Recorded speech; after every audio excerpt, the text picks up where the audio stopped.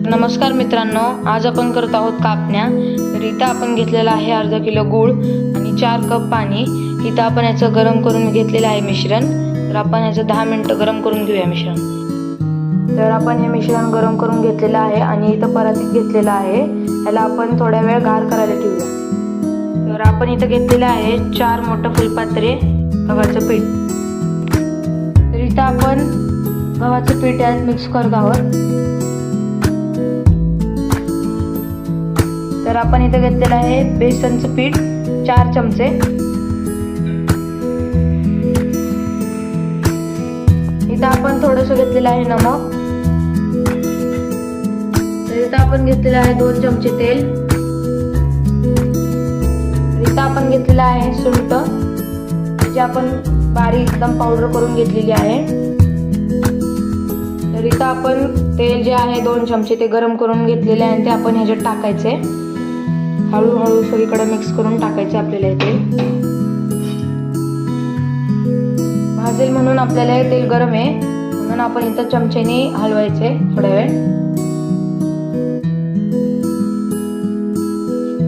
तर आपल्याला हे मिश्रण एकदम घट्ट करून घ्यायचं आहे, एकदम मिक्स करायचे त्याला। तर इथं जरासं पातळ असलं आपलं मिश्रण, तर आपल्या अंदाजाने इथं थोडंसं पीठ पण घालायचंय, जेणे की ते पीठ घट्ट होईल आपलं मिश्रण। आणि याला अशा प्रकारे एकदम मिक्स करून घ्यायचे। तर आपण इथं पीठ एकदम मळून घेतलेलं आहे आणि आपण याला अर्धा तास झाकून ठेवायचे। तर इथं आपलं पीठ एकदम घट्ट झालेलं आहे आणि तयार झालेलं आहे। इथं आपल्याला असे गोळे बनवून घ्यायचे आहेत गोल गोल, आणि लाटताना ते चिटकू नये लाटण्याला किंवा पोळपाटण्याला, म्हणून आपण इथं पीठ पण घेतलेलं आहे थोडंसं लाटताना।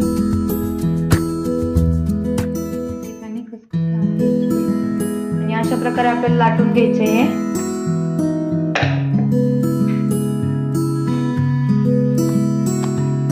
दोन्ही साईडने आपल्याला खसखस लावायची आहे। अशा प्रकारे आपल्याला इथं काप करून घ्यायचे आहेत।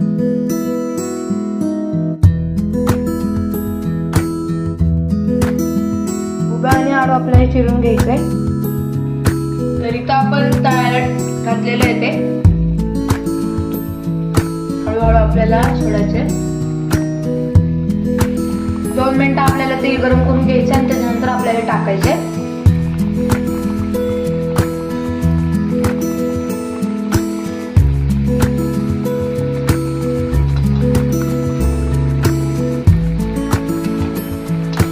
अशा प्रकारे फुगल्यानंतर थोडंसं गोल्डन रंग आल्यानंतर आपल्याला हलवायला घ्यायचे।